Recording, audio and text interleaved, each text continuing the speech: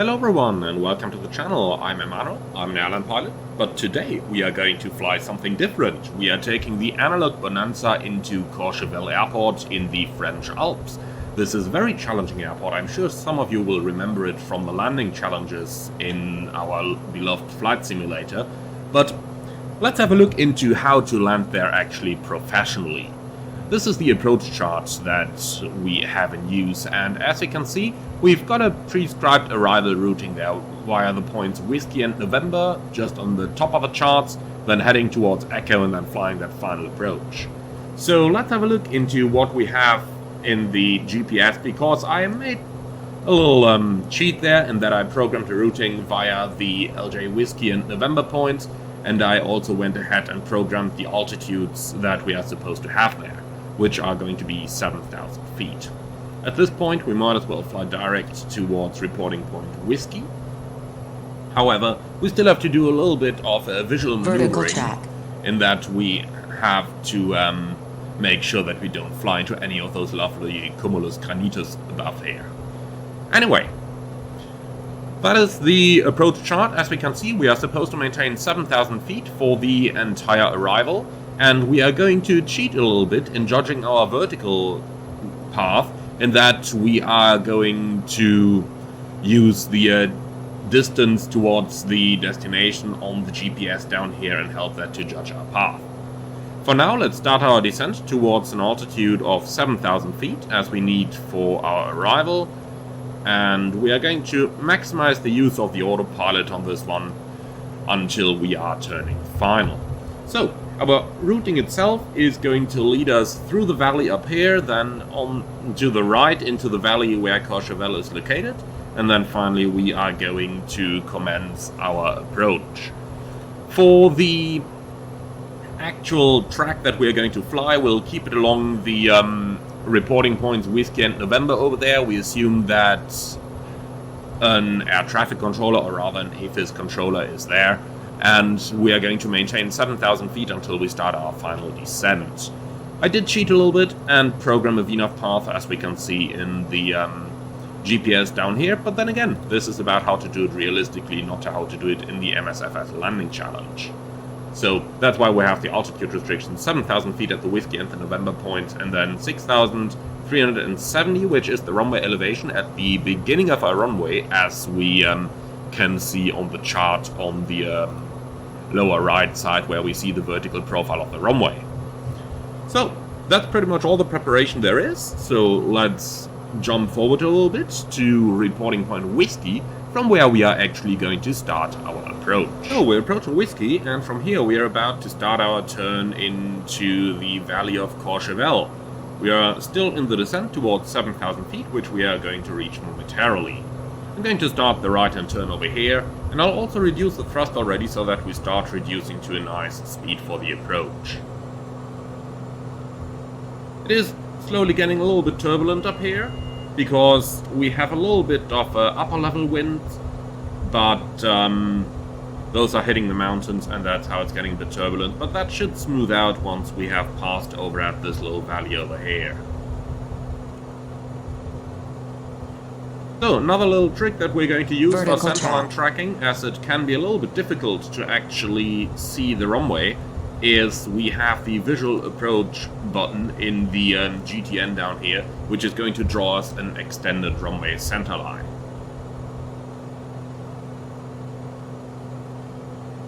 So, we're approaching 7,000 feet, we've passed Whiskey, we are now heading towards November, which is that little village we can see down there.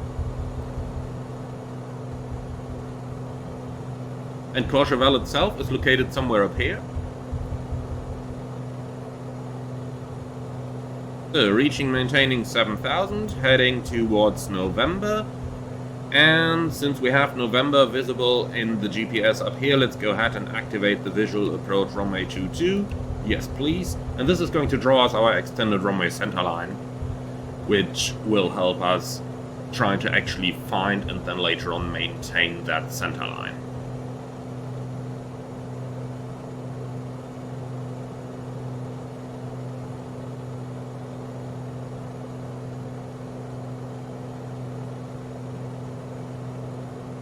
Another trick you can use is to use reporting point echo, which is the one up here, for helicopters only, however, and that is going to slightly overshoot you through the center line. That's the reason why I preferred the visual approach trick from the GTN over here. And after all, we are not flying a helicopter. Okay, we are approaching November. Gear down.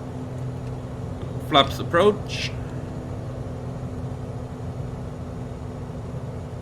So, props full forward, mixture full forward. Overflying November. Terrain awareness system is inhibited, by the way, because it would give us a couple of messages over here.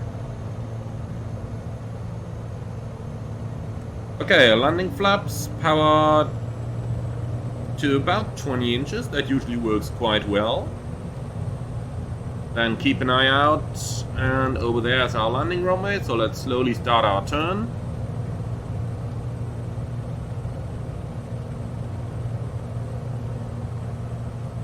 $80 knots is a good speed, 74 according to the manual, but I prefer to keep it a tiny bit faster in case we run into some turbulence. And now we basically know we need to descend to about 6,400 feet there, and we need 0.3 nautical miles per 100 feet of altitude, 500. So we can start our descent.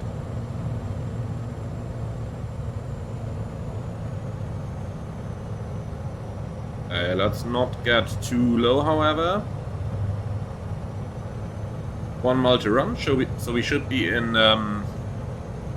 6,700 roughly. Looks good.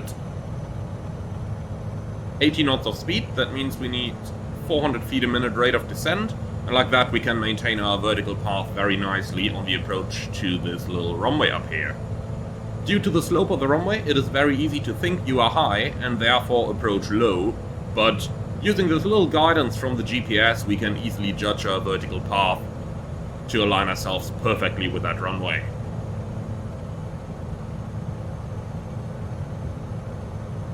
Okay, thrust to idle.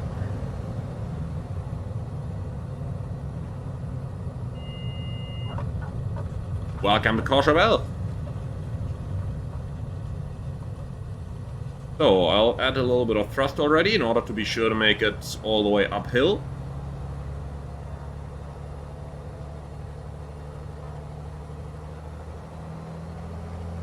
Funnily enough, I did not need any pedal braking here. Instead, I needed thrust in order to get my airplane upwards. Okay, so let's go ahead and park in front of the hangar over here, and then we'll take our airplane out for a little skiing trip. So, thank you very much for flying, everyone. I hope you enjoyed this one. If you did, then do let me know in the comments below. Thank you very much for flying with me. If you want to support the channel, you can do that by liking, commenting, subscribing, and if you really like what I'm doing, you can support me by becoming a channel member, which is going to give you exclusive early access to new videos before they are released for everybody else, and in first class membership, even the ability to request your own videos. Thank you very much for watching, and I'm looking forward to welcome you all again, hopefully very soon.